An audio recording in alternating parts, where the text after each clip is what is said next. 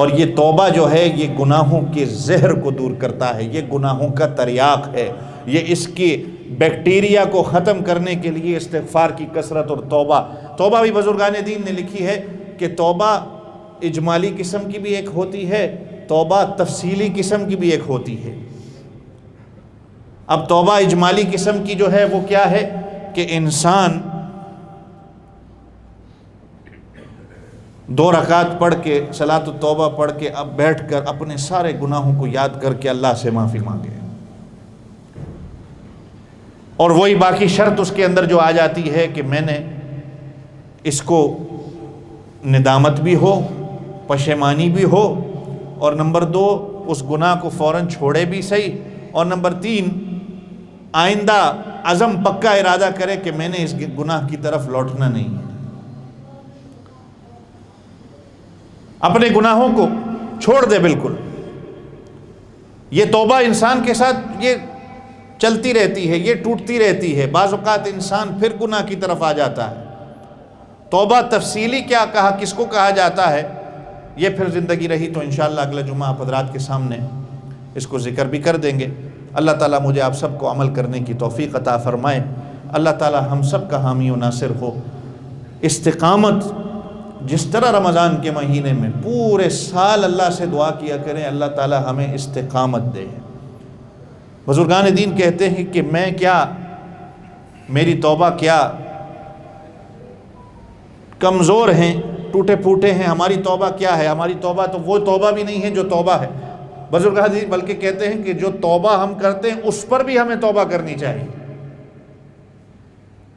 استغفار ایک ہوتا ہے نا، ایک ہوتا ہے اپنے گناہوں پہ استغفار کرنا، ایک ہوتا ہے استغفار کا حق نہ ادا کر سکنا، اور ایک ہوتا ہے کہ صحیح معنوں میں جو ہم نے کی نہیں ہے استغفار، اس پر بھی ہم استغفار کریں کہ یا اللہ کہ صحیح معنوں میں ہم نے توبہ نہیں کی۔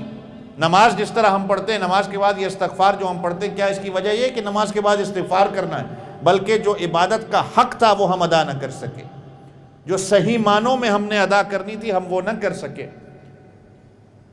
تو ہمیں تو اس استغفار پہ بھی استغفار کرنا چاہیے، چونکہ ہمیں استغفار کرنا تو آتا ہی نہیں ہے، ہمیں توبہ کرنی آتی نہیں۔ تو تفصیلی توبہ ہے، اجمالی توبہ ہے، بزرگان دین نے یہ ساری شرطیں بیان کی ہیں، لیکن ساتھ ساتھ اللہ سے یہ دعا کرو یا اللہ کہ بے شک میں کمزور ہوں، لیکن اس توبہ کی توفیق اور اس پہ ڈٹے رہنا اس کی تو مجھے توفیق دے۔ کہا جاتا ہے کہ گناہ کرنا، جیسے میں نے کئی دفعہ آپ سے پہلے بھی کہا ہوگا، گناہ اللہ نے یہ ہماری اس گھٹی کے اندر گناہ رکھا ہے۔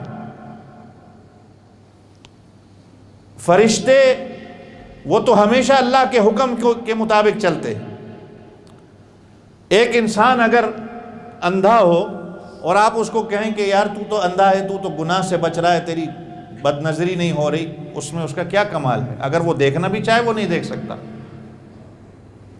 فرشتے اللہ نے مادہ ان کے اندر یہ رکھا ہے کہ وہ نیکی ہی کرتے ہیں۔ انسان کو اللہ نے پیدا کیا ہے، اس کے اندر گناہ کا مادہ اللہ نے بنایا ہے، لیکن اس گناہ کا مادہ رکھنے کے بعد یہ رکھا ہے کہ وہ گناہ کرنا، اول تو وہ کوشش کرتا ہے کہ وہ گناہ کرے ہی نہیں، لیکن اگر اس سے گناہ ہو جاتا ہے وہ اس گناہ کے بعد توبہ کرنے والا بن جاتا ہے، وہ اس گناہ پہ ہٹ درمی نہیں کرتا۔ یہ بہت بڑی خطرناک چیز ہے اگر اس گناہ کے اندر وہ تکبر کرنے والا بن جائے اور ہٹ درمی دکھائے اور گناہ پہ گناہ کر کے اپنے آپ کو سمجھے کہ میں بچ گیا ہوں، پھر اس کی پکڑ اللہ کی طرف سے ہوتی ہے۔ لیکن گناہ کرنے کے بعد، یہ تو حدیث میں آتا ہے، حضرت ابو ہریرہ رضی اللہ عنہ روایت کرتے ہیں کہ آپ صلی اللہ علیہ وسلم نے فرمایا کہ اللہ یہ کہتے ہیں کہ اگر انسان توبہ نہ کرے، گناہ کر کے توبہ نہ کرے، تو میں ان سارے انسانوں کو تباہ کر کے ایسی قوم کو پھر پیدا کروں گا جو گناہ کرنے کے بعد اللہ سے توبہ کرے۔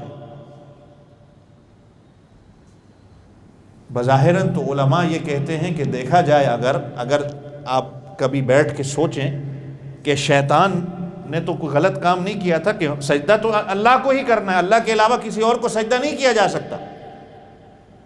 اللہ نے شیطان ابلیس کو کہا کہ آدم کو سجدہ کرو، سجدہ وہ یہ کہہ سکتا تھا کہ اللہ سجدہ صرف آپ کو کیا جا سکتا ہے، لیکن اس نے یہ نہیں سوچا کہ حکم دے کون رہا ہے۔ اس ذات نے حکم دیا ہے کسی اور ذات کو سجدہ کرنے کے لیے، وہ حکم اسی کا ہے، جب اس کا حکم آ گیا تو پھر عقل دوڑانے کی پھر کوئی ضرورت نہیں ہے۔ اس نے بھی جو ہے وہ ہٹ دھرمی دکھائی اور اس نے اپنی منمانی کی، وہ اللہ کے حکم کے مطابق چلتا